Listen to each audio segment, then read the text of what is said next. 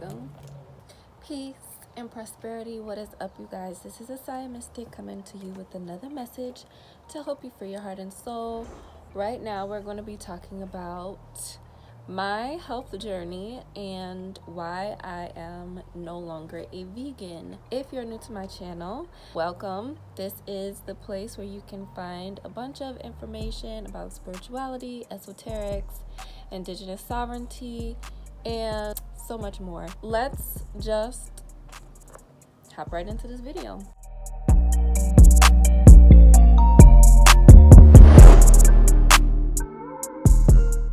I wanted to talk about this subject because I don't feel I've ever been really fully expressed on the subject around health, and I feel like it's a topic that deserves more attention and awareness because there's so many different ways and so many different ideals of how to be healthy and how to cultivate health, and really just belief systems around it.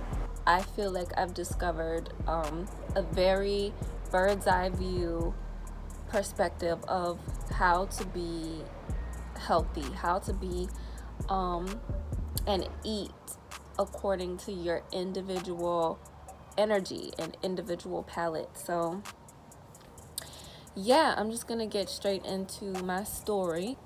When I was a teenager, basically growing up, like, we weren't really health conscious. I mean, my mom, I can remember she wouldn't let me eat meat or dairy when I was young. And then when I got a little bit older, like 7-ish, I started to eat meat, red meats and dairies. And then, you know, we were just, there was no real like health regime in our household. My mom was very lax. Also, like, in a way, she was like trying to be healthy, but she didn't really know how. So I grew up just eating kind of whatever I wanted. Into like my preteens and teenage years, I was eating whatever I wanted to eat. I was eating fast food. I was eating McDonald's. I was eating whatever anybody gave me. I ate it.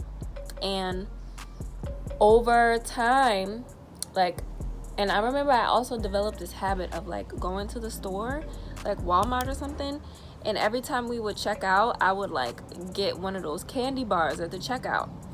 And every time I ate the candy bar, I could feel myself getting more like addicted to sugar and chocolates and sodas and things like that. So I just developed this addiction for like junk food.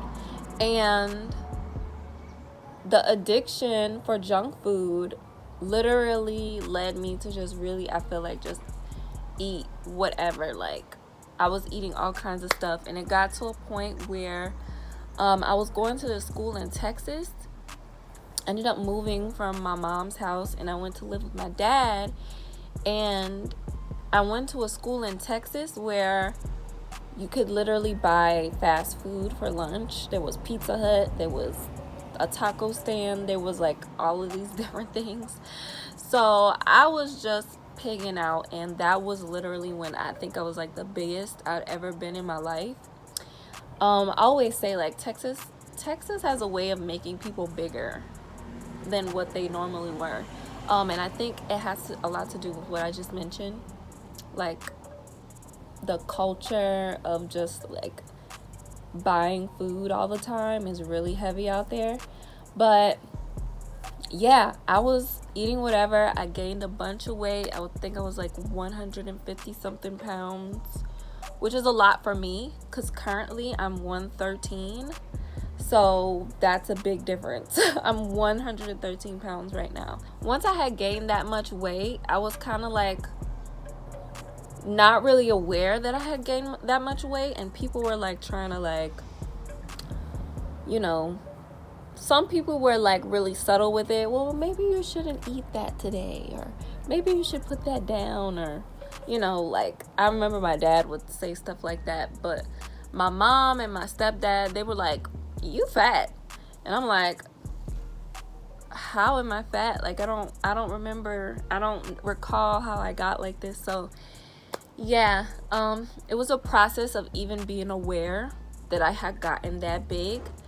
And once I realized and accepted that I was like out of shape a bit, it was when I was in high school that I really started having desires to lose weight, change my body, be more fluid in my body. So after high school into college was really when my health journey took a turn, and I started to be more aware of what was going on in the food industry and how things are just kind of wired and programmed for us to be completely unaware of health and how to be healthy.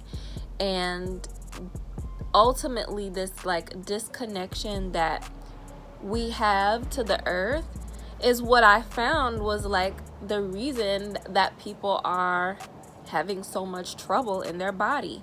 So I went on my health journey and I was learning more information. Netflix used to have some really bomb documentaries. I don't know if they do now, because the people who are in charge be like censoring a lot. So I know Netflix used to have a lot of videos around health and wellness documentaries, specifically like showing you the truth. So I learned a lot through Netflix around that time. I think it was like 2015, 2014-ish. And that was really the start of me being like, okay, I'm changing my diet. I'm not eating, the same way I was before. So I started off with drinking lots of water. Like, that was the first thing I did. And a gallon of water a day was what I was doing every single day. And that was helping me to change or be able to resist cravings, resist, eating, snacks here and there. That was really powerful in helping me to like basically not be as hungry and feeling more full and just feeling more nourished. And once I started drinking a gallon of water a day, that's when I went into really integrating superfoods into my diet. So I didn't really stop eating like too much. I wasn't focusing on what I shouldn't do. I was focusing on like what I should start doing. And so I just started drinking more water, and I started adding superfoods, chia seeds, flax seeds. I was adding a lot more greens to my plate. Like any meal that I had, I was adding superfoods to it. So that really helped to shift my weight loss. Like, I was losing a lot of weight at that time. And so after I started integrating the superfoods, I was making conscious decisions to buy healthier meat, meaning like vegetarian fed meat, I think at the time was what I was buying. So I was eating more superfoods, adding more greens to my plate, and eating the vegetarian fed meat. And then that's when I'll gain the strength to just stop eating fast food. So fast food and like junk products, like basically processed foods, I was not eating that anymore. And that opened me up to really receiving more information on this health and wellness journey. So after that, I started working out more. I was going to the gym. A friend of mine, she would go to the gym. So then I just kind of started going with her. And she would go and show me how to like do different strength training moves. And I would just go with my friends to the gym at my college gym. And that was what got me in the habit of to start like strengthening my body and doing actual strength training. So From there, I started working out, running. I actually got somebody to start training me. He wasn't that great of a trainer, but nonetheless, he was doing his best. And I saw the benefits of actually having somebody train you. And once I started working out and getting in the hang of drinking a gallon of water, eating much more cleaner, and going to the gym, that was like a wrap for me. Like, I was pretty much had a heavy momentum of being healthy. So from there was a sauna in my gym that I would go in, and I would just literally sit in the sauna after I would work out. Think about 3 times a week, I would go in the sauna and just sit there, like, relax for like 30 to 40 minutes.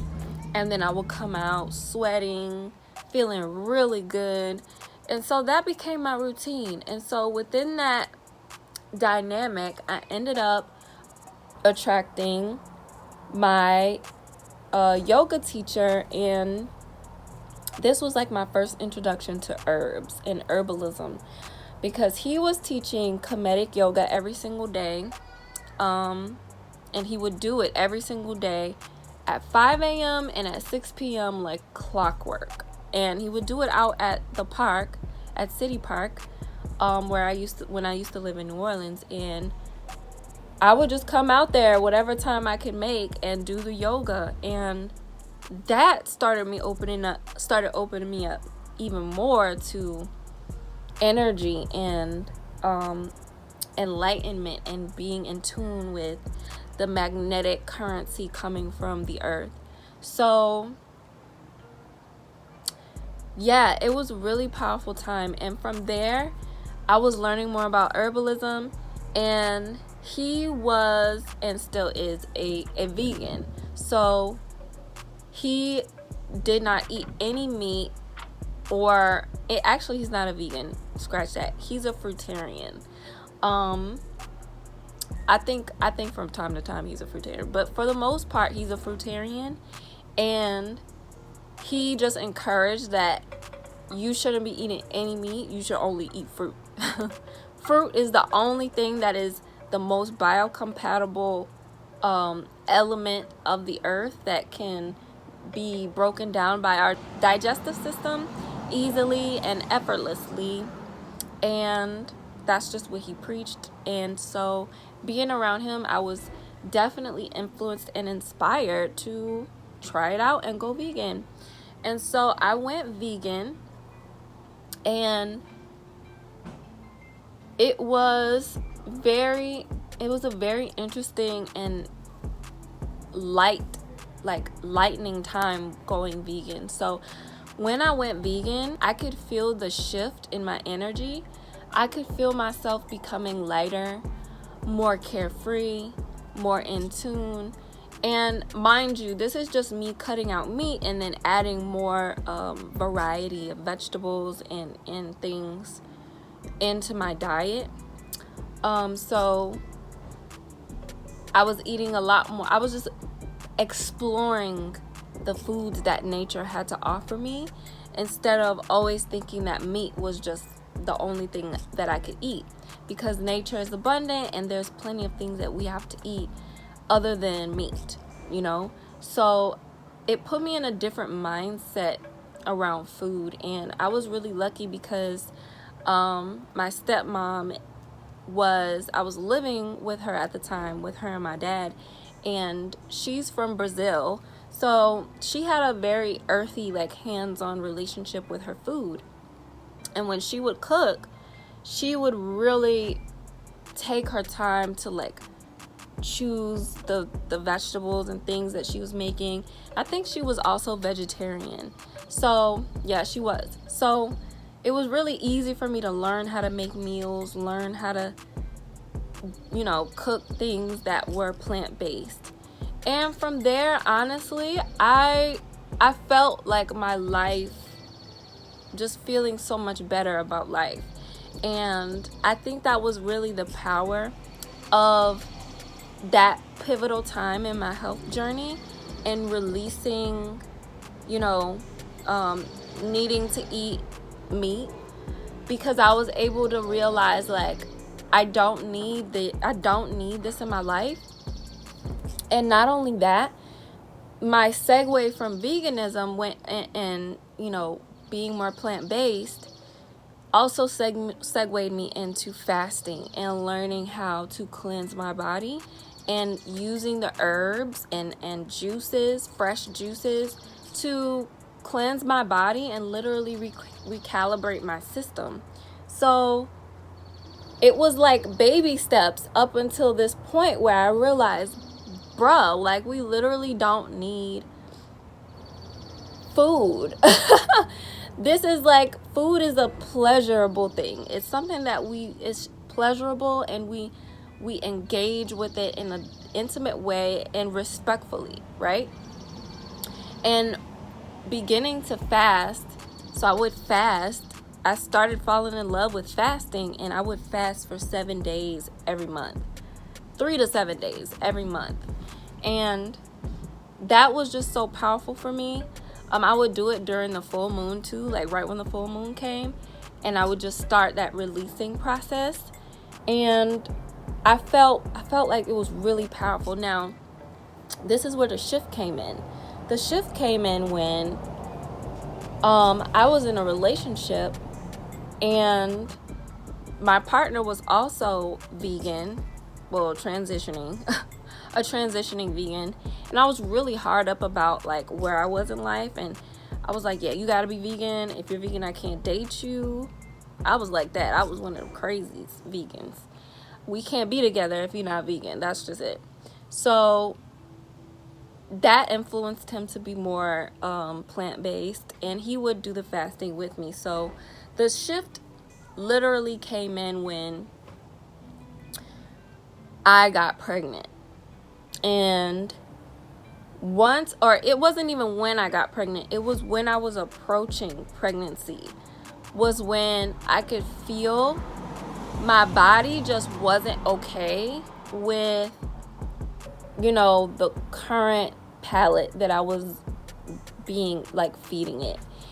And my skin ended up getting these weird breakouts. Like, I was breaking out on my skin again, because I didn't mention this earlier, but I did have, you know, used to have rough skin, like eczema, hypopigmentation. It was just really like a rough skin journey. And you know, I learned about the alkaline water in my vegan journey. So I was drinking the alkaline water and doing the vegan thing, and, you know, eating as clean as I could. And I was even fasting, and my skin just wouldn't get better. Like, my skin was just all over the place. And so after like my skin did its like whole outburst, I started craving beans and avocados like every single day. That's all I wanted to eat was beans and avocados. Like, I didn't want to eat no raw. I just want to eat beans, oil, and avocado. Like, that's all I wanted, literally. And I was like, what? Why don't I want to eat anything else? I was eating hummus, avocado beans, hummus, avocado beans. And I'm like, oh, I don't know, like, you know, I'm eating the hemp seeds. I'm just basically like, I was hungry. I was taking the herbs. I was literally doing everything that I was previously doing, but it just wasn't working for me anymore. And so the following month, that's when I realized that I was pregnant. And from there, my perspective kind of started to shift around what it meant like to be vegan, because I was under the assumption that if you're vegan, then that means that, you know, you're enlightened, you have a high vibration, you don't, you know, you're a loving person. Like, basically I was equating being vegan and enlightened with elevation and enlightenment. And I had to learn that that's not true. That's not the equivalent, you know, because I started coming across, especially in my relationship, a lot of things that it was just like, wait, like, we're doing everything we're supposed to be doing, eat vegan and all that, but why does it seem like, you know, y'all are crazy? Or why does it seem like y'all have like something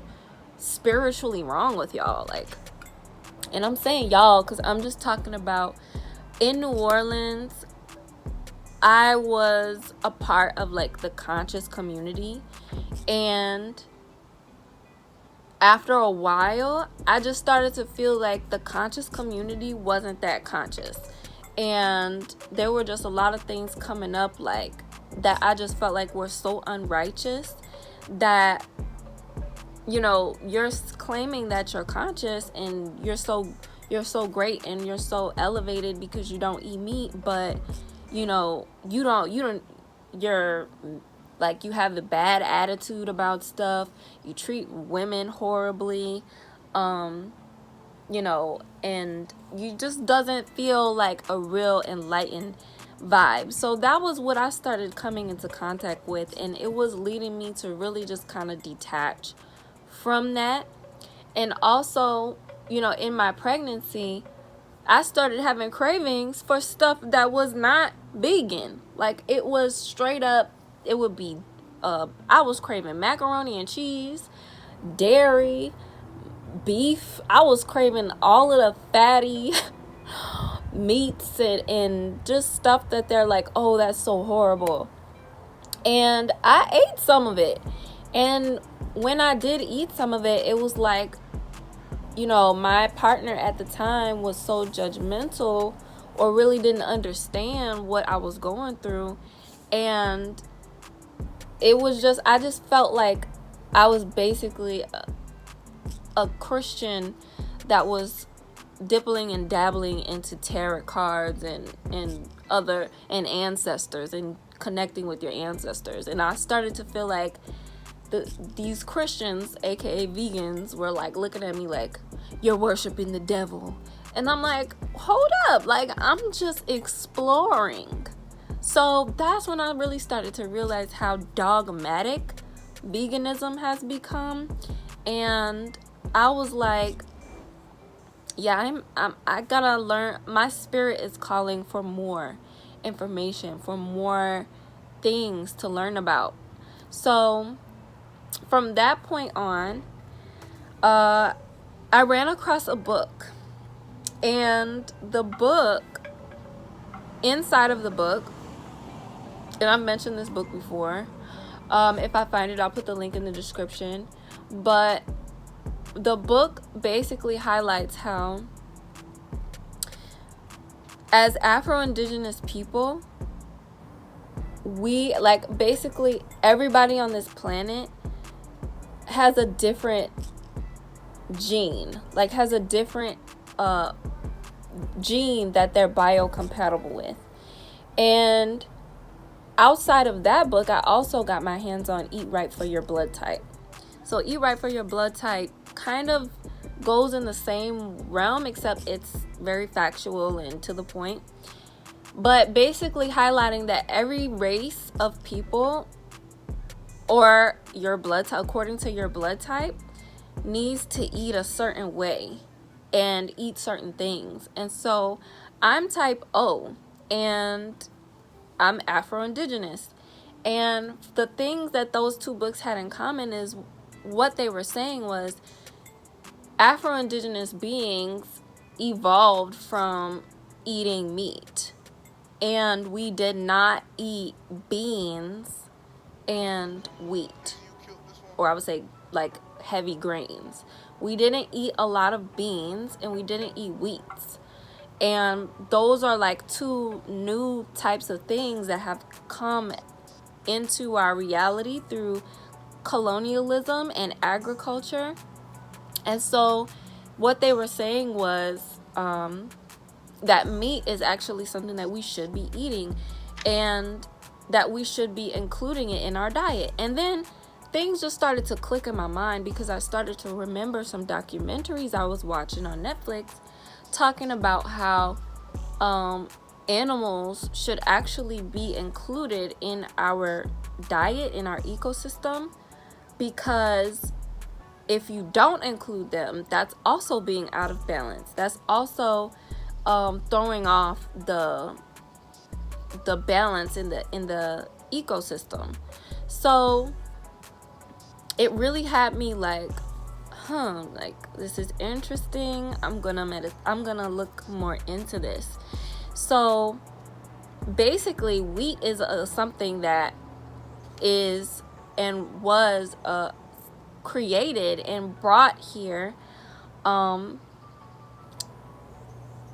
the way that we're consuming wheat now is like the least biocompatible for the majority of people who are Afro-Indigenous, because majority of people who are Afro-Indigenous, number one, have type O blood, and if you don't have type O blood, the blood types that are supposed to be eating fruits and vegetables and just no meats at all and more beans and grains and fruits and vegetables and stuff are the blood types that are like A, B blood types. And I've done my research. You can go look at a video I did years ago called, The Origin of Blood Types, where the majority of A and B blood types come from Asia and India and China and all of that. So I just realized like how we kind of, as black people, have been influenced to consume through this hype of veganism, based off of principles that aren't all the way aligned with the truth and totality of who we have evolved from and what we have evolved from. So from there, I was like, you know what? When I was vegan, like, it wasn't like I was just eating fruits and vegetables. I was eating a lot of beans. I was eating a lot of wheat, to make up for, the meat that I wasn't eating, because so I could feel fulfilled. So that was something I realized about myself, and I was like, you know what? I'm gonna actually try cutting out beans, cutting out wheat and grains, and actually eating the meat, but just eating the meat with vegetables and fruits and, superfood, seeds, whatever.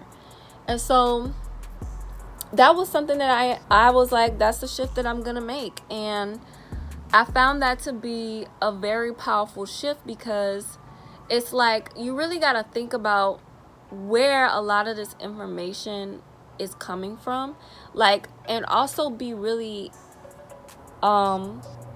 appreciate that veganism embodies a certain element, right? So this is what I have ultimately learned on my journey, on my health journey, is that we all are created to be biocompatible, to eat a certain way and certain things. But at the core and fundamental of all of it is that we should be eating in harmony with the earth and not against the frequency of the earth. Meaning the very basics of health and wellness is to be integrated with the earth's energy. That means understand that when you do eat meat, you shouldn't be divulging in a system that is literally creating concentration camps for animals, slaughtering them, treating them horribly. This like mass production of meat that isn't being fed nutritionally valuable content. It isn't being, loved and nurtured by the earth. They're being tortured and then they're being given to you to eat. And so that's gonna create, you're not gonna be getting what you need from that meat, from that energy, because of the energy that's going into the meat, not the meat itself. Okay, so being able to make that detachment is powerful because you can then understand it from a better perspective. Instead of demonizing meat, you understand that it is the process that creates the product, not the product that creates the product. So also, the earth, when we eat in harmony with the earth, we are respecting the elements of each thing that is of the earth. So each way of eating represents a certain element. Eating vegan and or eating raw, so eating a raw vegan diet is a fiery way to consume. It is representative of the fire element because it's raw. Everything that you're eating is alive. And so it'll help to fuel the fire in your body. It will help to cleanse your body of impurities. It will help to keep your body at your life force levels high, right? But the reality is, you don't always need that in your journey. You don't always need a boost of life, life force energy solely. In my scenario, I was pretty fiery in the way I consumed, but I lacked a lot of earthy elements in my diet. After my pregnancy and I gave birth to my daughter, I felt really depleted in, grounding. I didn't feel grounded in my body at all. And so fasting and eating raw vegan is a good way to fuel your fire. But sometimes you need to be more earthy and eat meats and eat these heavy starches and eat these heavy yucca roots and root vegetables, and sometimes you have to get earthy. But the thing is, people have come to demonize the earth element and being in harmony with her, and so they demonize the meat, they demonize the heavy foods, and also distort them physically, so that the meat that you are eating is bad. The potatoes and the root vegetables you are eating is so genetically modified that it's causing tumors in the breads. Tumors and cysts and all of that. That's earth out of its element. That's earth distorted. So there's an element to every facet of health. All right, air. There's a facet to being healthy in the air element. There's a facet to being healthy in the water element, right? Are you getting your liquids? Are you drinking the right kinds of water? Are you drinking negatively charged water? Because that's something that I didn't know about. I just thought I was supposed to drink alkaline water. But you're not supposed to just drink alkaline water. You need to be drinking water that is negatively charged, because water is a negative element. Most water today is positively charged, which means that it is super low in antioxidants, even probably taking some antioxidants from you, versus high in antioxidants. And this is why, living water in streams and springs and, when you charge your water through these machines, it can be so beneficial because water is supposed to be naturally negative. So, are you drinking the right waters? Are you getting the right juices and pure juices and liquids and, sea algae in your water? Are you getting that? Sorry, guys. My phone died while I was going in outside. Are you breathing? Do you understand your connection to the air element in relationship to your health? Do you understand your health in relationship to all that you are? Which also includes the fifth element, which really there are 7 elements, but I'll get into that in another video. But with the fifth element would be, spirit and ether. So that's where the whole, being mentally healthy comes in.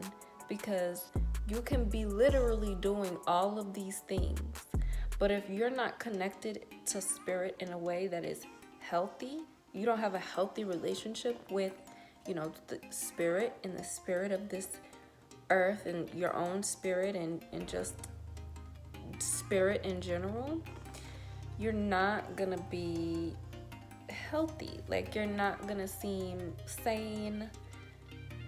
It's just not gonna work out. So understanding health in relationship to all of these elements, all 5 elements, well, really all 7 elements, again, I'll get into that later, it's a game changer. And that's what's been really powerful for me on my journey. And currently I have adopted a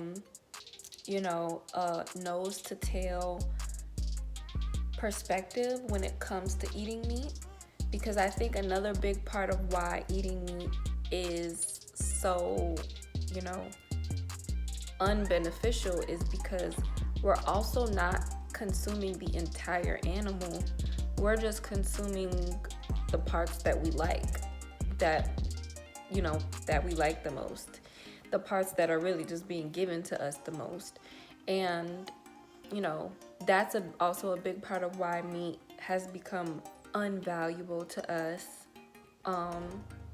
because we're not consuming the meat from a nose to tail perspective. So what is a nose to tail perspective? A nose to tail perspective is you eating the entire animal. You don't leave anything out. You eat the bones, you eat the heart, you eat the liver, you eat the kidney. You use every part of the animal, the skin, whatever. And in ancient cultures, that is what they did.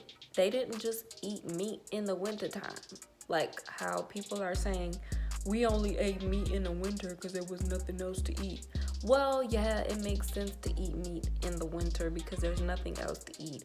But I don't think that's true. I think that people are just saying that because, they want to keep promoting veganism, which again, I think is good because veganism was very powerful for me on my journey. However, it didn't work for the long haul. Adopting a nose to tail lifestyle for me has really been beneficial. It's really been helping me. Well, I personally have been eating supplements from Ancestral Supplements on Amazon. They carry capsules of every single part of the animal. So they get their product from New Zealand.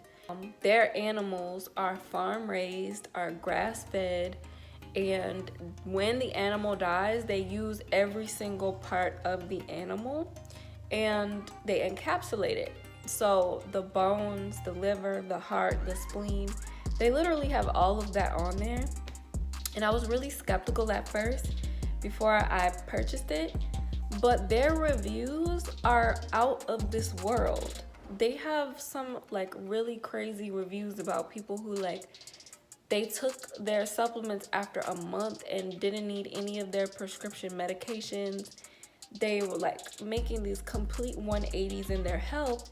And that's because this, I feel like, is a real keystone to health, that veganism and this raw vegan movement is blinding people to the substantial benefits of still consuming a nose to tail lifestyle. That's just where I'm at in my health journey, and you never know, a month from now, a year from now, wherever I'm at in life, my perspective will most likely change or evolve, and I'm ready for that just right now at where I'm at, which is why I wanted to share with you guys my story. It might help someone out there. So basically, now I'm eating a nose to tail diet through their supplements, honestly, because I don't have access to a farm and all of that yet, but I believe that is really a great way to start off in transitioning from veganism to starting to really honor the role animals play as far as the nourishment they can give us. without us having these crazy harsh religious perspectives. All right, peace. I changed locations again. But all in all, this is what I've learned about being healthy. Integrating earth, integrating all 4 elements, integrating the sun and light and the breath and air and water and pureness and, you know, balanced earth principle, which again I feel like is honestly the most important thing. And it's important to find balance in that earth element, because the earth can give us nutrients, minerals, elements. We're supposed to be getting the nutrients we need and eating a nutrient dense diet that is sufficient for what our body is asking for. And when we're eating, you know, empty calories and empty a bunch of foods that are kind of empty in nutrients, which is mostly processed foods and fast foods and, you know, these concentration camp meats, then of course the earth in our own bodies, the nutrients in our own bodies, is also going to reflect that distortion, you know, with the cancers and the tumors and things like that. So this is ultimately what I have discovered on my journey. So if you have any questions about this video, make sure you put it in the comment box below. Make sure you like and subscribe, and I will see you all in my next video.